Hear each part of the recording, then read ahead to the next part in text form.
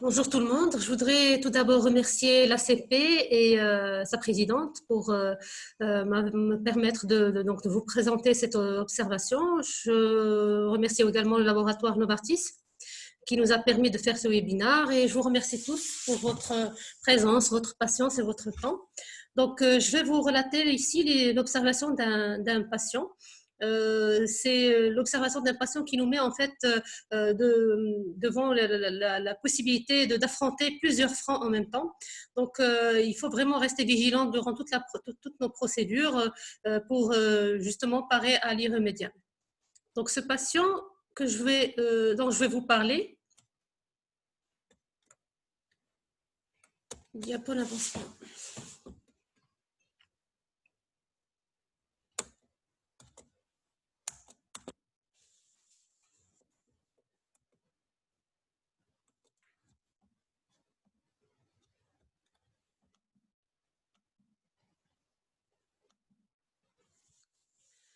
Donc, il s'agit d'un patient de 46 ans qui n'a pas d'antécédent particulier et qui a, outre le sexe masculin, une obésité abdominale et qui a présenté, donc 3 jours avant son admission, une douleur infarctoïde typique, mais qui était brève. Et puis, 4 heures avant son admission, il a fait une douleur prolongée. Cette douleur était isolée, il n'y avait pas de signe accompagnateur. Et donc, il a consulté dans une clinique à Kénitrap, qui nous a été adressée.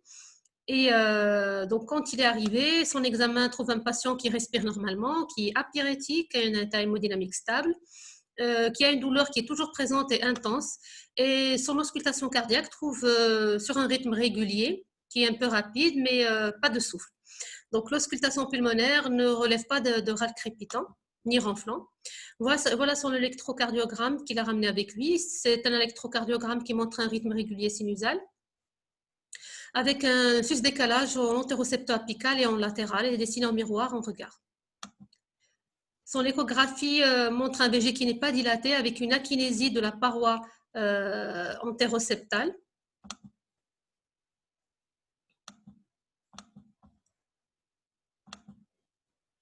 En petit axe, on trouve donc cette akinésie au niveau de la paroi antérieure et antéroceptale. Les autres parois se contractent bien.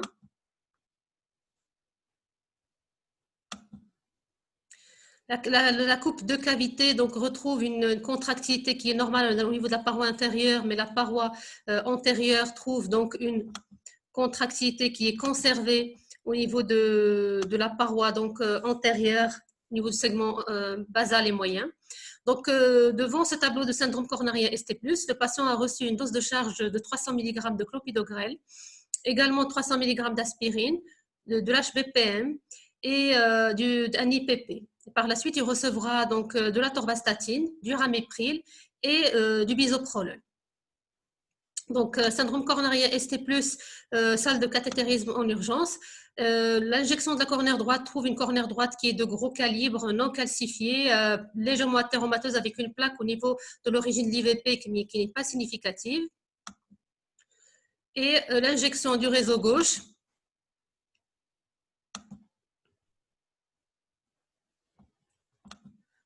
trouve donc une occlusion de l'IVA au niveau de sa partie proximale, une circonflexe qui est assez développée, mais qui garde donc des lésions athéromateuses, mais sans plus.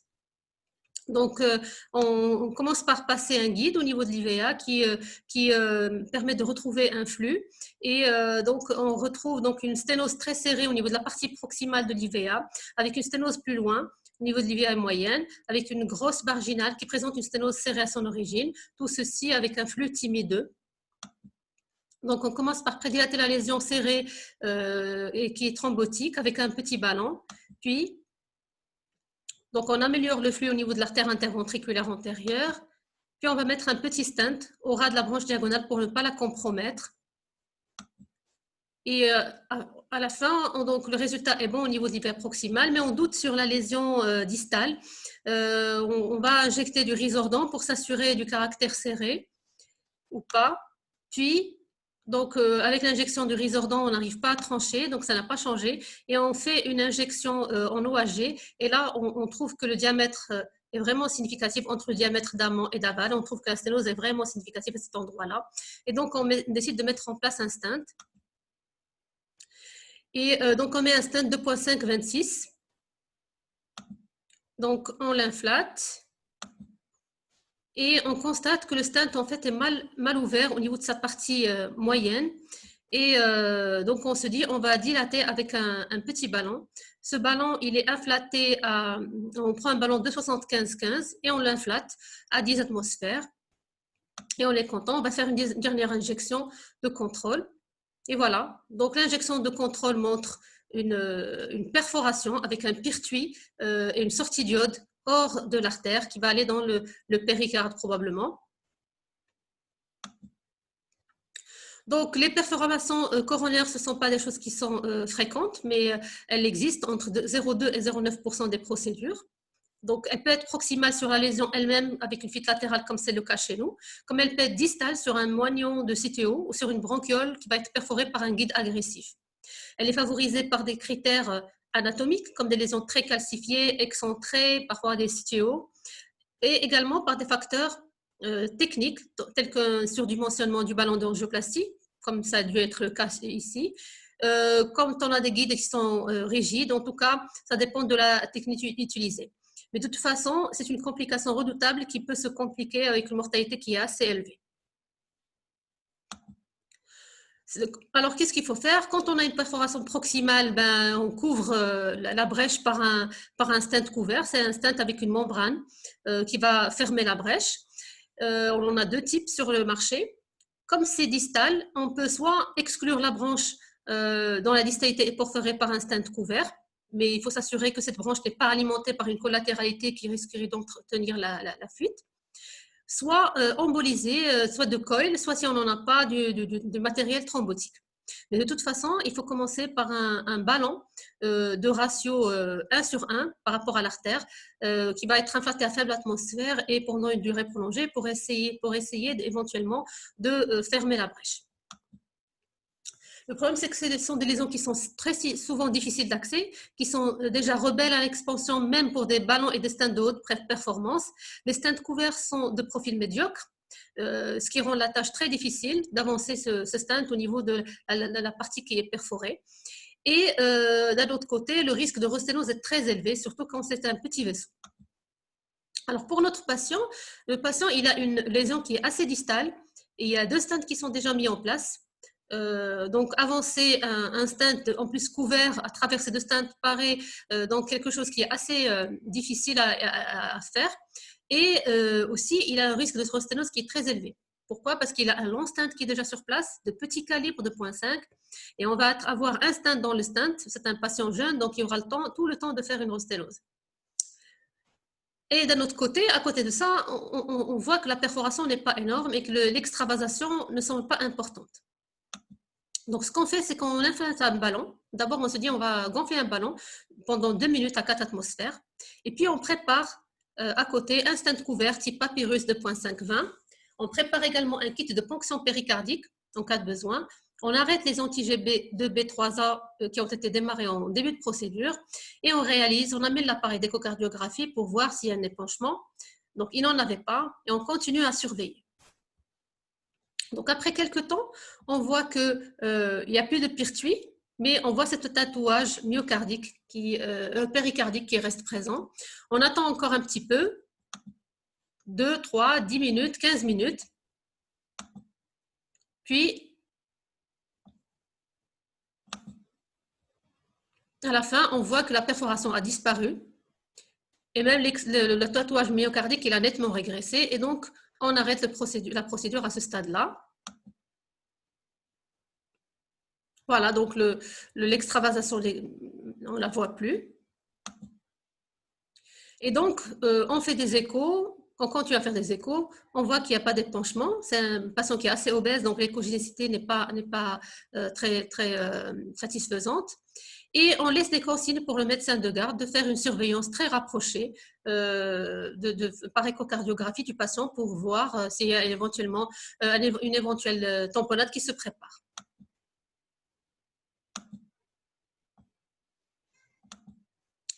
Alors, la suite. La suite, le patient n'a plus mal.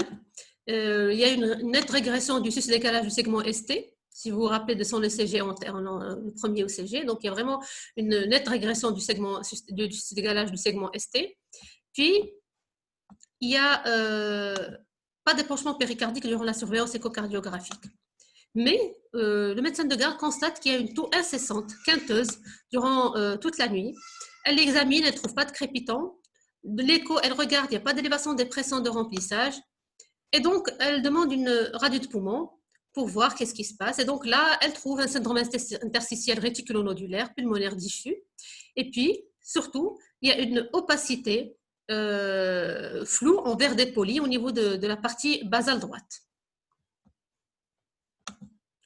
Donc, de suite, signal d'alarme, elle réalise un scanner. Le scanner objectif donc des lésions qui sont bilatérales, en vert dépoli, postérieures, qui sont d'intensité, qui sont modérées, mais qui sont très typiques de lésions au coronavirus, type CORAD 5. Donc, alors je reviens en arrière, pardon. Et puis, le centre où on est, il fait une reconstruction volumique et nous montre donc ces images-là qui en fait correspondent aux lésions en verre dépoli qui sont vraiment diffuses sur toute la partie postérieure des deux poumons. Et en faisant des coupes axiales et sagittales, on retrouve toutes ces lésions qui indiquent l'atteinte particulière au Covid. Et donc, on regarde son bilan, on trouve une hyperleucocytose à 11 800, sans lymphopénie, avec un BNP à 220. On trouve des troponines qui sont élevées, la CRP est normale, la procalcitonine également. Il a une glycémie à 1,67, une fonction rénale normale. Il a un cholestérol normal, mais avec une hypertriglycéridémie à 2,57 et une kaliémie qui est normale également. Donc, on contacte la cellule Covid et on isole le patient dans une chambre. Mais le prélèvement n'a été effectué que le lendemain vers 19h. Et puis, on reçoit l'ordre du comité ministériel de garder au sein de la clinique en confinement toute l'équipe, dont le cardiologue de garde, les infirmiers, les patients hospitalisés et les autres personnes du service. Il y a un ordre de confinement chez eux de toute l'équipe de la veille, dont le cathétériseur. Et on reçoit 24 heures plus tard la PCR qui est négative. Donc, le comité nous dit de faire un déconfinement, malgré notre argumentaire, que le scanner était typique, CORAD 5. Non, on nous dit le patient peut partir chez lui. Mais on insiste quand même, vu les lésions ce qu'on a vu au scanner, on insiste quand même pour transférer le patient à Avicenne dans un service spécialisé au traitement des lésions au coronavirus. Et donc, on fait une désinfection totale et répétée de la clinique. Donc, voilà l'équipe qui sont venus chercher le patient en tenue de combat. Voilà le personnel on a d'abord fait une désinfection à l'aide du bureau d'hygiène de Rabat, puis un nettoyage de toute la clinique de fond en comble, puis on a commencé le traitement, on a commencé à hospitaliser 48 heures après. Donc, le patient, on reçoit de ces nouvelles de par nos confrères de Avicenne. Et donc, ils ont reçu quand même une deuxième PCR qui était négative après 48 heures, mais la CRP est passée à 250 mg. Donc, vu ces lésions au scanner, vu tout ça, la CRP qui est élevée, le patient a été traité pendant 10 jours. Ils ont commencé même avant le résultat du deuxième test par l'hydroxychloroquine, l'azithromycine.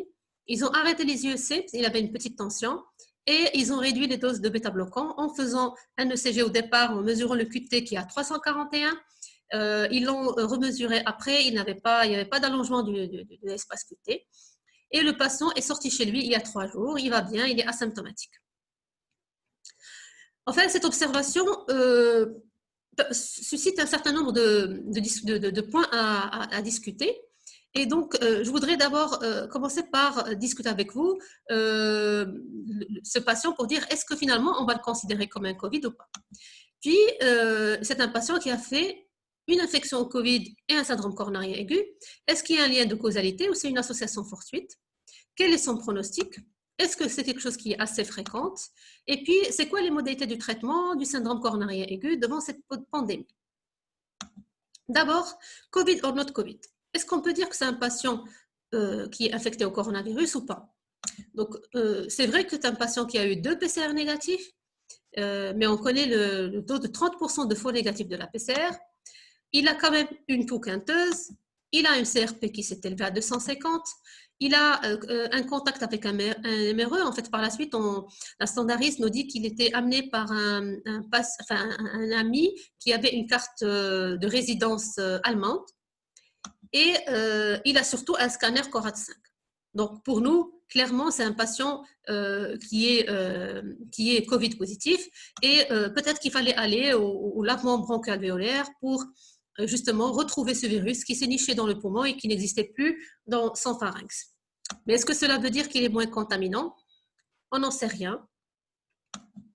Mais en tout cas, la question se pose aussi, quel est le risque pris par l'équipe soignante? C'est un geste invasif dans une salle confinée, un personnel plus ou moins protégé, des échos répétés qui sont conseillés par nous, par le médecin de garde, par crainte d'une tamponnade.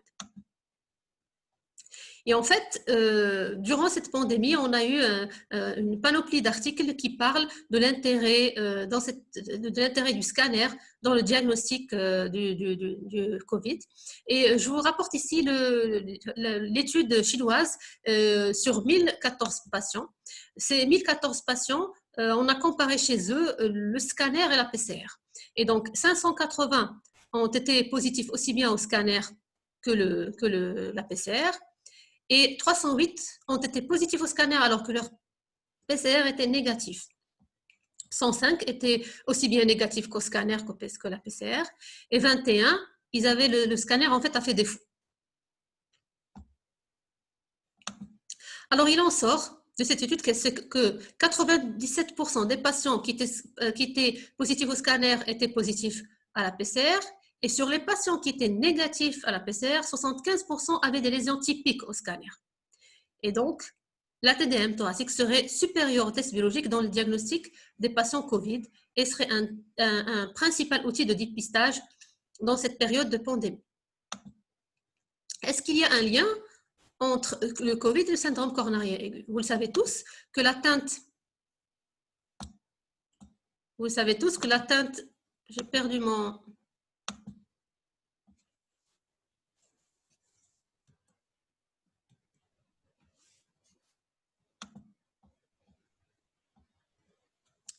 J'essaie de reprendre l'image, je ne sais pas pourquoi je ne la vois plus. Voilà.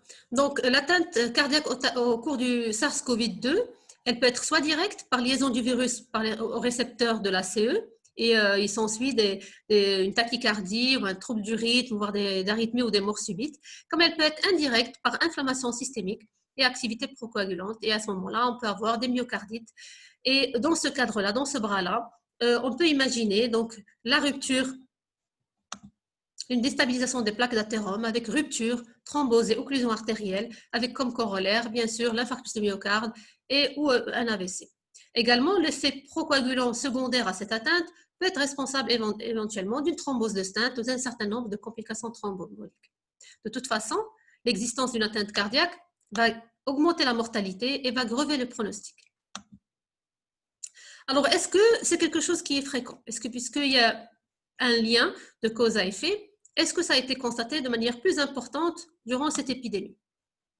Et en fait, non. Au contraire, la plupart des centres rapportent une diminution d'admission des syndromes coronariens aigus au cours de la pandémie au coronavirus. Et donc, sur cette étude américaine, sur les centres à gros volume qui avaient plus de 200 cas, on a vu une réduction de plus de 50% de leur activité. Cette réduction peut être soit due à une vraie réduction du syndrome coronarien aigu, parce qu'il y a une réduction de la pollution, du stress lors de l'embouteillage, le fait que les patients font moins d'efforts, dorment plus, le fait que peut-être les patients fument moins parce qu'ils ont entendu que le coronavirus est plus à risque chez les patients tabagiques, donc ils ont peur et fument moins. Ou alors, est-ce que ce n'est pas une vraie réduction et que la fréquence est la même et que les patients consomment leur infarctus chez eux de peur d'être contaminés en arrivant à l'hôpital où ils savent qu'il y a pas mal de patients Covid positifs. En tout cas, ce qui sort des études, c'est une forte appréhension de l'après-épidémie avec une augmentation des complications mécaniques, des thrombus VG, des dysfonctions sévères du ventricule gauche et d'insuffisance cardiaque.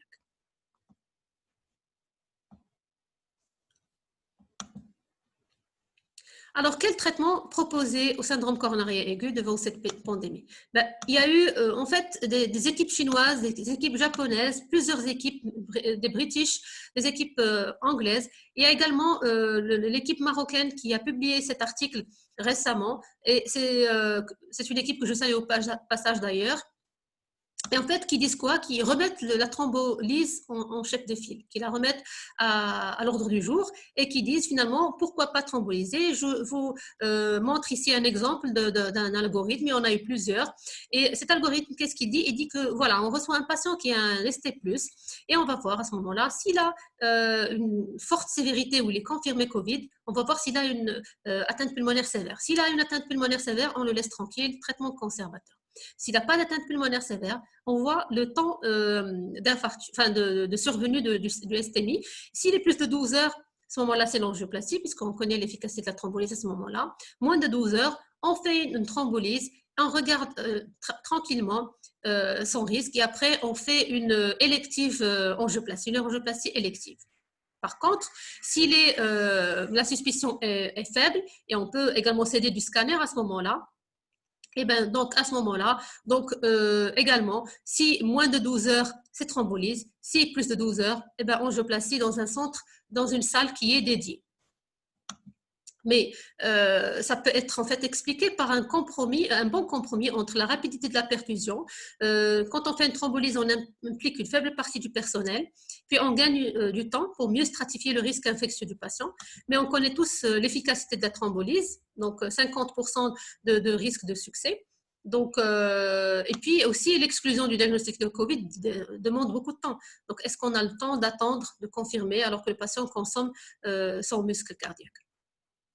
Également, pour le syndrome coronarien ST-, donc on voit son score GRACE comme d'habitude. S'il est à haut risque dans le score GRACE, à ce moment-là, on l'admet dans l'unité de soins intensifs et on fait une attitude invasive. S'il est à moindre risque, on commence un traitement médical, on recherche l'infection au Covid avec le test PCR, on a le temps de voir venir et une fois qu'il est exclu le diagnostic, on l'admet dans une salle de caté normale. Sinon, on le voit vers une salle qui est dédiée. Qu'en est-il du traitement anti-agrégant plaquettaire durant cette pandémie? Est-ce qu'il y a un changement? En fait, durant cette infection au coronavirus, on est dit en même temps qu'il y a un risque thrombotique très élevé, mais également il a été constaté sur des poumons de patients qui ont été autopsiés une hémorragie alvéolaire diffuse. Donc il y a un risque hémorragique non négligeable, d'autant plus qu'il y a une thrombopénie fréquente, qui peut être soit immunitaire, soit de consommation. En tout cas, certains auteurs proposent chez les patients qui ont plus de 3 mois, de faire une immunothérapie par ticagrelor qui a montré une activité anti-agrégante et anti-inflammatoire non négligeable. Et chez les patients qui ont moins de 3 mois, à ce moment-là, on continue. Mais dans tous les cas, on surveille le taux de plaquettes qui, bien sûr, quand il est inférieur à 50 000, impose un arrêt des anti-agrégants plaquettaires. Quand c'est autour de 100 000, on regarde et on surveille de manière plus rapprochée. Alors, durant cette pandémie, il faut surtout aussi commencer à réfléchir comment s'organiser au niveau de son CAT-LAB. On sait que le SARS-CoV-2 est très contagieux. Il dépend de la proximité du personnel du patient. Sa viabilité dans l'air dure des heures, sur les surfaces pendant des jours. L'infection du personnel médical et paramédical est quelque chose qui est réel, puisqu'elle a présenté 8 à 12% en Italie et en Espagne. Et on connaît tous que les méthodes de protection réduisent le risque mais ne l'éliminent pas. Et puis, les équipes de cathétérisme ne sont pas nombreuses et leur mise en quarantaine peuvent sérieusement handicaper l'équipe soignante. Ce qui est habituel, c'est que les différents cathétériseurs et les différents centres de cathétérisme ne sont pas habitués à gérer le risque infectieux. Et certains cathétériseurs travaillent sans masque, sans calot. Donc, il faut vraiment changer notre façon de travailler. Et ce qui est recommandé, c'est quand on a en fait 2 salles, pour les centres qui ont 2 salles de cathétérisme, Pour les centres qui ont 2 salles de cathétérisme, désolé, pour les centres qui ont 2 salles de cathétérisme, on peut éventuellement garder une salle pour les patients Covid, genre bloc septique. Cette salle, elle sera dotée du matériel de protection adéquat. Il y aura un système audio pour communiquer entre l'intérieur et l'extérieur. Pour ceux qui ont une pression positive, doivent arrêter cette pression positive et passer en pression négative pour qu'on ne crée pas en fait une dissémination du germe de l'intérieur vers l'extérieur. Donc, il faut arrêter la pression positive pour éviter d'ensemencer l'extérieur de la salle. Il faut également, tous les patients doivent avoir un masque, tout le personnel doit avoir toutes les méthodes de protection, c'est-à-dire casaque, masque, surblouse, surchaussures. Le matériel, le consommable devrait être stocké à l'extérieur de la salle. Par contre, les blouses plombées qui sont utilisées à l'intérieur de la salle doivent rester à l'intérieur de la salle. Il faut scinder le personnel en 2 parties, du personnel in et du personnel out. Comme ça, il n'y a pas de sortie et de rentrée entre les deux, il n'y a pas de risque de contamination des salles de monitoring. Il faut que la porte soit vraiment fermée. Et puis, en fin de procédure, il faut bien sûr faire un nettoyage complet de la salle et une désinfection. Voilà, donc je voudrais terminer par la citation de Jules César qui dit que le danger que l'on pressent mais que l'on ne voit pas est celui qui trouble le plus. Et voilà, donc c'est le virus justement dont on a peur et qu'on ne voit pas. Et donc voilà, je termine ma présentation par cette citation que j'ai trouvée intéressante en ce moment-là, en cette crise de coronavirus. Voilà, je vous remercie pour votre écoute.